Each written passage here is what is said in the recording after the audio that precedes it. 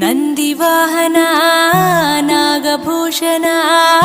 ದೋಷ ದೋಷ ನಾಶ ವಿನಾಶನ ಸೃಷ್ಟಿಕಾರಣ ನಷ್ಟಹಾರಣ ತಮೋರಜೋ సత్వగుణ విమోచన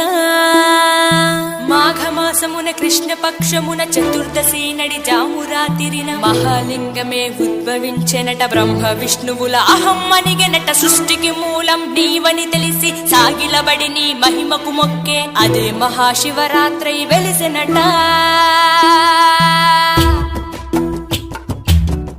అరే ఓ జంగమా